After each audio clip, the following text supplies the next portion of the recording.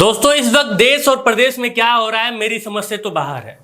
मतलब जब छात्र अपने हक और अधिकार के लिए सड़कों पे उतर रहे हैं तो उनके साथ लाठियों और डंडों के साथ बर्बरता की जा रही है। माने कानून व्यवस्था स्थापित करने के लिए छात्रों के ऊपर लाठी चलाया जा रहा है। ये दलील सरकार दे रही है, शासन प्रशासन दे रहा है। अभी एसएससी के छात्रों के ऊपर बर्बरतापूर्ण लाठियां बरसाई गई थी बीते दिनों, और अब बाराबंकी की जो तस्वीरें आई हैं, जो लॉ के स्टूडेंट हैं उनके साथ जिस बर्बरता के साथ लाठियां बरसाई गई, जैसे लग रहा है कि योगी जी ने जब प्रदेश की कमान संभाली थी और कहे थे कि इस पूरे प्रदेश में गुंडे और माफियाओं को रहने के लिए जगह नहीं दिया जाएगा, कहीं वो ये तो नहीं ना मान बैठे हैं कि ये जो छात्र हैं ये भी गुंडों और माफियाओं की लिस्ट में हैं। अरे बाप रे बाप, मतलब हो क्या रहा है सर इस प्रदेश में और इस देश में इस वक्त?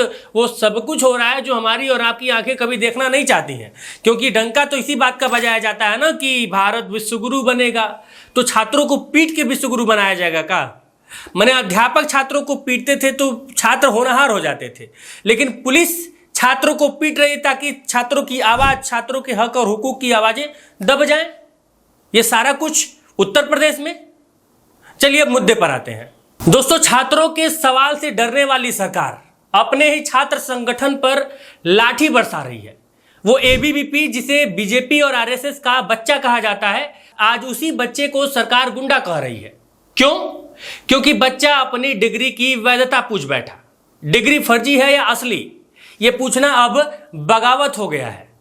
वैसे भी इस सरकार में किसकी डिग्री फर्जी है और किसकी असली है, ये पता कर पाना कोई आम बात तो नहीं रहा। बाराबंकी की राम स्वरूप यूनिवर्सिटी, यहाँ एबीवीपी के छात्र अपनी पढ़ाई, अपने भविष्य को लेकर सवाल कर रहे थे। सरकार के पास जवाब नहीं था तो सरकार ने जवाब के बदले डंडा दे दिया। यूपी पुलिस की ये पुरानी आदत है, सवाल करने वालों को अपराधी बना दो, क्योंकि सवाल से सरकारें डरती हैं, चाहे वो सड़क का गड्ढा हो या कक्षा का सवाल। अब आते हैं मंत्री ओम प्रकाश राजभर पर। उन्होंने कहा एबीवीपी गुंडे हैं। वाह, जिनके बूथ पर जाकर आपने बीजेपी को वोट दिलवाया। मंत्री जी, अगर छात्र गुंडे हैं तो शिक्षा माफिया कौन है? क्या वो भी आपके घर से निकलते हैं? एबीवीपी जो बीजेपी की नर्सरी है, जहां से नेताओं का निर्माण होता है, आज वही एबीवीपी कह रही है सरकार हमारे साथ अन्याय कर रही है। और ये छोटा मोटा सवाल नहीं है। सोचिए, घर के ही बच्चे अब सरकार पर पत्थर फेंकने लगे हैं, मतलब भीतर ही भीतर बीजेपी की इमारत दरक रही है। अब आते हैं असली खेल पर। उत्तर प्रदेश की राजनीति अब दिल्ली की गली से होकर गुजरती है। योगी आदित्यनाथ अपनी छवि प्रधानमंत्री के दावेदार के रूप में बनाना चाहते हैं, या फिर उस ओर वो काम कर रहे हैं, ऐसा लोगों का मानना है। लेकिन अमित शाह चाहते हैं कि पार्टी और संगठन पर दिल्ली का कंट्रोल बना रहे। मेन मामला यहीं से है और सारा का सारा खेल यहीं से रचा जा रहा है। अब जरा समझिए, राम स्वरूप विवाद ने इस खींचतान को खोलकर रख दिया है। एबीवीपी अमित शाह के ज्यादा करीब मानी जाती है और योगी सरकार अब उन्हीं के खिलाफ खड़ी है, यानी बाहर से एकजुट और अंदर से बिखरी हुई बीजेपी अब 3 हिस्सों में बंटी दिख रही है। पहला योगी गुट, जो खुद को मोदी के बाद की राजनीति में देख रहा है, और दूसरा अमित शाह वाला गुट, जो संगठन पर पकड़ बनाए रखना चाहती है। लेकिन इन दोनों के बीच में एक तीसरा गुट भी यहाँ पे आपको दिखाई देगा, और वो है एबीवीपी का गुट, जो कह रहा है कि शिक्षा का सवाल सबसे बड़ा है। माने जब हम छात्र हैं तो सबसे पहले छात्रों की ही तो बात करेंगे, तभी तो हम छात्र राजनीति में एक शीर्ष तक जा सकते हैं। तो एबीवीपी का भी अपने जगह पे यह कहना ठीक है। और चौथे नंबर पर आते हैं ओपी राजभर जी, जो हर मौके पर बयान देकर सुर्खियां बटोरना चाहते हैं। मतलब छात्रों का मुद्दा हाशिए पर, राजनीति का तमाशा बीच बाजार। अब बीच बाजार का मतलब समझिएगा, विपक्ष को भी इस मुद्दे पर मौका मिल गया है। अखिलेश यादव कह रहे हैं ये सरकार शिक्षा से डरती है, और सच यही है, क्योंकि पढ़ा लिखा नौजवान सवाल करता है और सवाल करने वाला इस सरकार को पसंद नहीं है।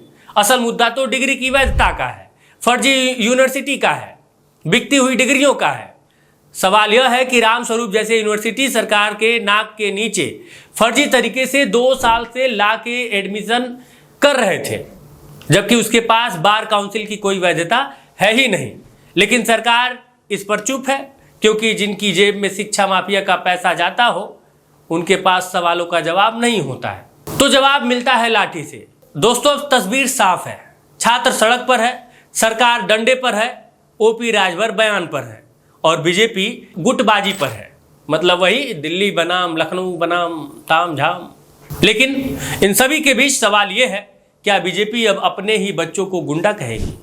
क्या योगी और शाह की खींचतान में छात्रों का भविष्य कुर्बान होगा?